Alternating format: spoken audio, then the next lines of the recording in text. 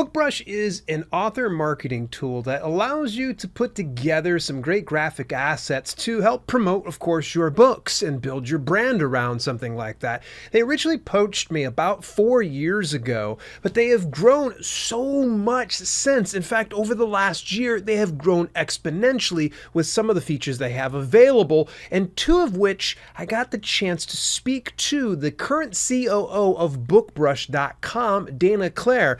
One of them is going to be something that they will do the graphics for you, and the other thing is something new, a virtual conference called BookmarCon, where they have put together a veritable who's who in the self-publishing industry to teach you exactly all about book marketing and how to do it the right way. So without any further ado, let's jump into this interview with the COO of BookBrush, Dana Clare. Oh, just a quick aside, if you want to save yourself $50 on the BookmarCon ticket, you can go ahead and use the coupon code DALE50 for a limited time. So order yours right now.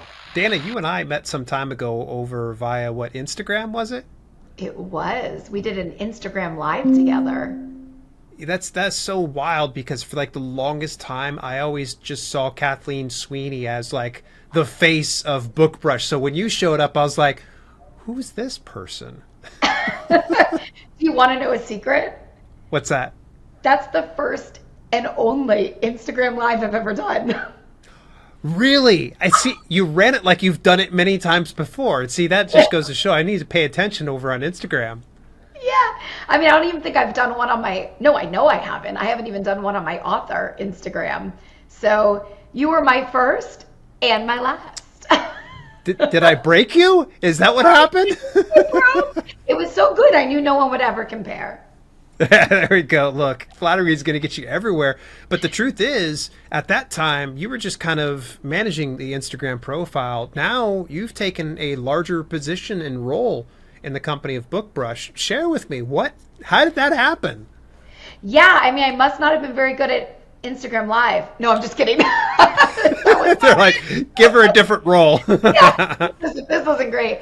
No, it was funny. I was a couple weeks into helping with social media and we were growing it, and they wanted, because I'm also an author and I've been in marketing for 20 years, they wanted an author's perspective. But what we found out was that where I really shined was on webinars. So instead they hired somebody new for social media, and I went over into educational webinars for about 6 months before then they hired me as the COO.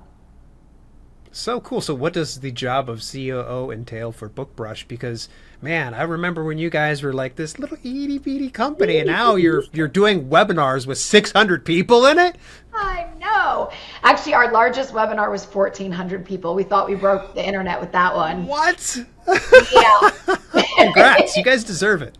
Thank you. Actually, I'm going to pat us on the back a little bit more. We just reached 100,000 authors on the platform. So holy crap. Yeah, and the thing that we pride ourselves on is community and having that really close-knit group of authors who engage, which is why I think our webinars do so well, is because people want to come on and learn from partners like you and some of the other partners that we've had, because they trust us. And because of that, we hold that means a lot to us. We do not take that lightly if they come together to trust what we have to say. So anyway, this role, oh my goodness, there's so many. I feel like I wear like 18 different hats. I'm pretty much the janitor too. So the role is really too, I really am. I mean, we do it all, which is really nice because talk about community, the employees also have very strong community and we help each other out tremendously through it all. But where I was hired to take the company to the next level was in education and services, because we are a software-based company. So that's been really my two big babies out of the three things that we've been doing, and it's been a lot of fun. That's so cool, and I've seen a remarkable jump in the features that you guys have had since you've come around. Have you had, and feel free to toot your own horn, have you had some type of influence in a lot of this growth for BookBrush?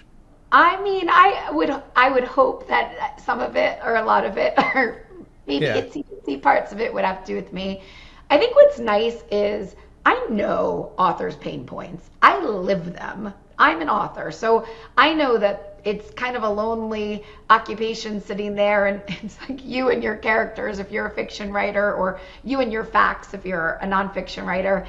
And this is the place where I think I shine, because I can come from a personal perspective and tell you, like, hey, my first book, I did a terrible job publishing it. And now I have representation and a 5-book deal and 2 books for TV to option to TV. I said that backwards. So yeah, I grew a lot, and that is really neat for me to be able to share that with our community.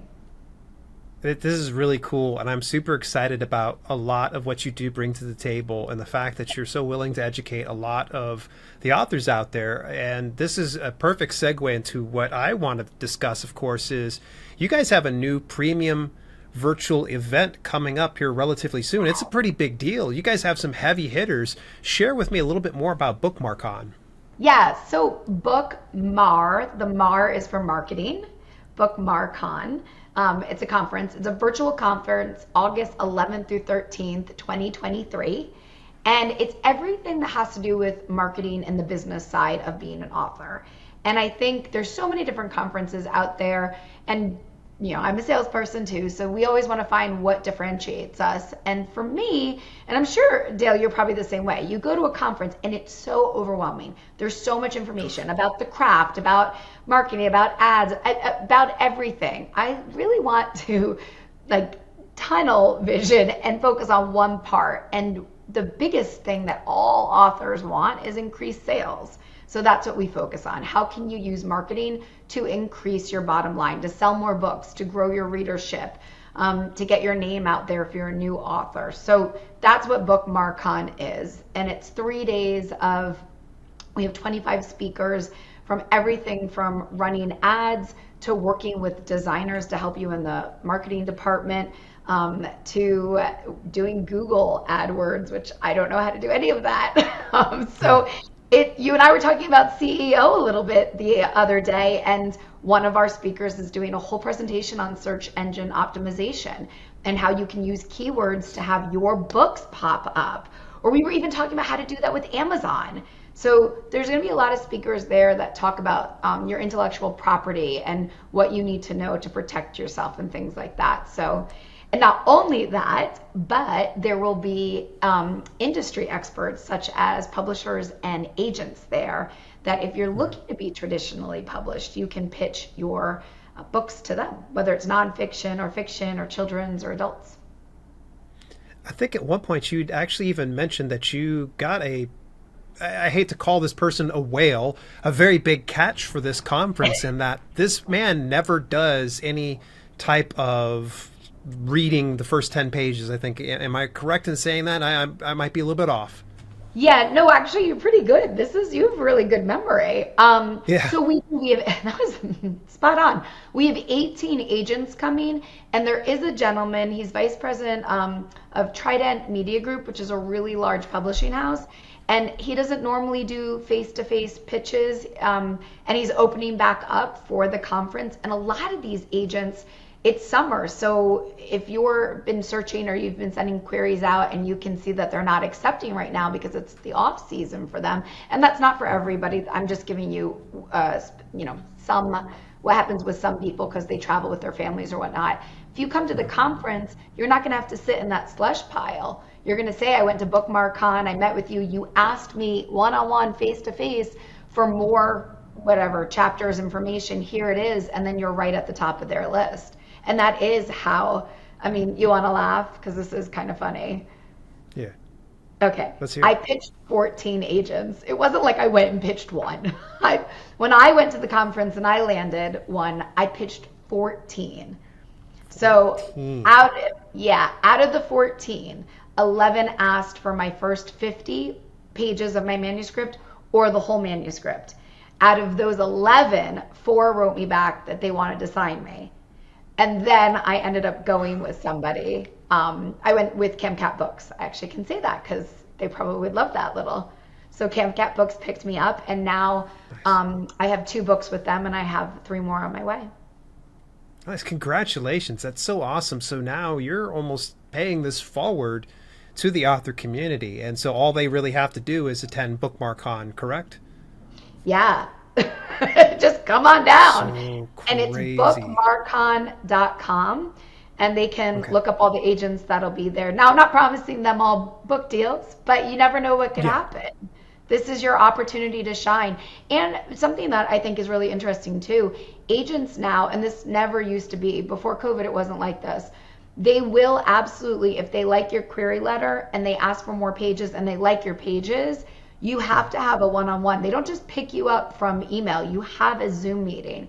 So by doing this agent pitch, you're skipping all of that and getting right to the one-on-one, because like dating, they want to make sure the personality is matched because they're representing you. They have to believe in the person and your work because it is truly a partnership the entire time.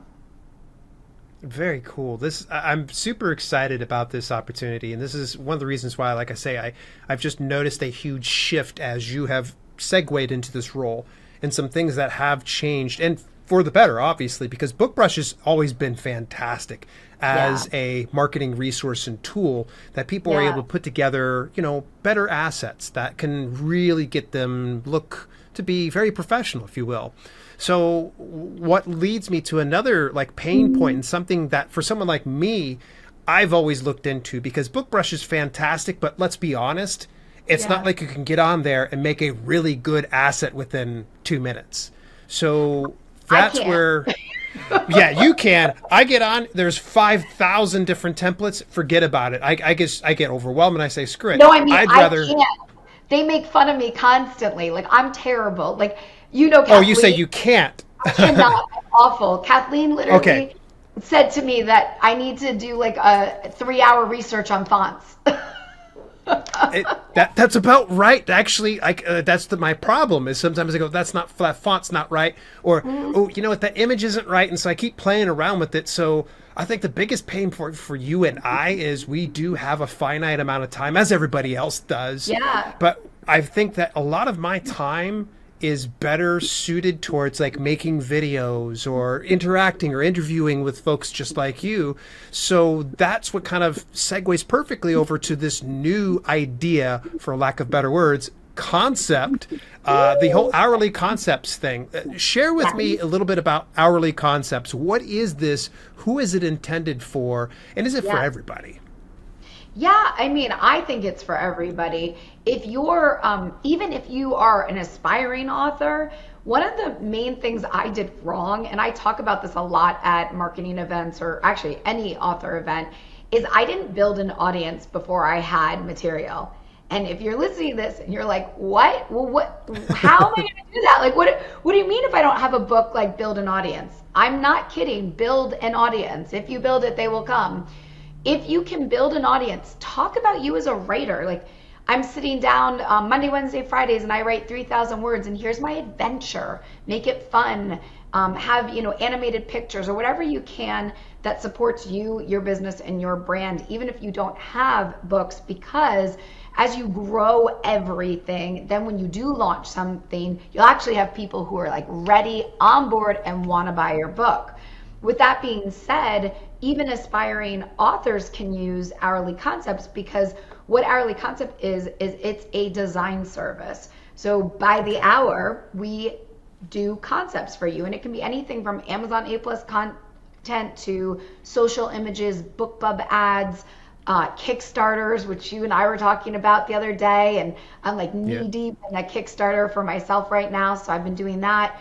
But these things have bigger success if you have the branding and the aesthetics. If it's aesthetically pleasing, people are going to pay attention to it. They're going to be more curious. They're going to want to look into it a little bit more. And it is funny because if you ever go to my Instagram page, you absolutely know when I hired Hourly Concepts to when I was doing it myself. I mean, it's so bad. It's really, really embarrassing, which again, to the point of why I wasn't on their social media for too long, and I transitioned to COO quite fast, is because I wasn't really good at that. But what I am good at is ideas, marketing, and sales. So what the designers do is they support my ideas and they bring them to life. And if you're thinking about when you write a book, when you see that moment, for those of you that have these already, you see your cover for the first time and you're able to see something colorful that brings those words to life, like it brings tears to your eyes because you're like, wow, this is amazing. Like, this is the cover of my book. Like, this embodies, it tells a story. Well, that's what all your marketing should do. It should tell a story about who you are, who your brand is, and what you're doing and what you're planning on doing so that you can build your readership. So anyway, Hourly Concepts can support you whether you have, and I do have this girl, I love her, she had 350 books. So you can have 350 books or you can have one on the way, and Hourly Concepts can still support you where you are in your career. This is fairly interesting. I think we need to dig deeper a little bit here, and I understand that pricing is going to change and fluctuate as time kind of goes on. But right now, as it stands, I know you guys have like, I think 3 pricing tiers. Break down, what do each of those pricing tiers mean to you? If you know them right off the top of your head. Here I'm like quizzing you, and I didn't even You're like, didn't even do you warn have you. that up? So there's 4 pricing tiers actually, and the reason why that there's 4 now is because every time we have a new tier, somebody's like, well, I need more hours than that. And we're like, all right, we will build it if they come, kind of deal. So we have 4 tiers. You can have 5 hours. Now it is subscription based. So those 5 hours you'll get every month, but you don't have to stay on it. There's no monthly commitment or annual commitment, but it does continue because the idea is that we're growing with your career. So whether that's 5 social ads a month, or if you're like, no, I need more than 5 hours, you can get a 10-hour. So the 5 hours is $125. Then there's the 10-hour at $240. Then there's the 20-hour at $399. And then and this is the one I had to look up, but I got it up here. Then we just added the 30-hour for $599. And that's a huge discount because it's normally $750 and we discount it to $599 for its first 3 months. Oh, very cool. And I think you guys also offer like a price discount for annual plan if somebody pays in advance, right? Or no? We don't have that. That's a great idea. Look at that. I'm innovating and not even realizing it as such. I like that idea. Yeah. And the reason people always ask, like, well, why is it set up this way? So we have 15 designers on staff. And how we can tell how many designers we need is based on the hours that we have projected. We would never be able to do this if we didn't have that projection, because as I add, maybe 10 more or 15 more, 20, it depends. I have to keep adding designers too. So it's how we get to manage it so that you get it back, because here's the part that is incredible. You get it back in 3 days.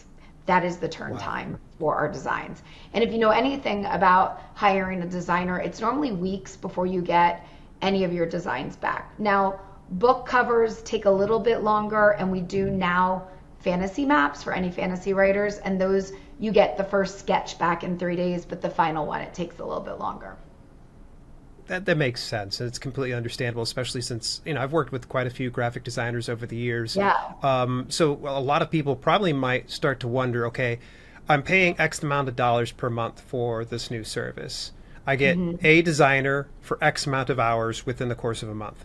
How many assets could an author expect to get within a course of a month? Give or take, obviously. Obviously, it's probably going to be more than one. Yeah. But probably not as much as 100. No, it depends what you're asking for. So if you go onto the site, it tells you how many hours each thing takes. And so each project has an hour associated with it. So Amazon A+ content is 2 hours. A social ad is an hour. And that's from everything from meeting with your project manager to the designer meets with the project manager when they get an order to make sure that there's clear, concise understanding of the project.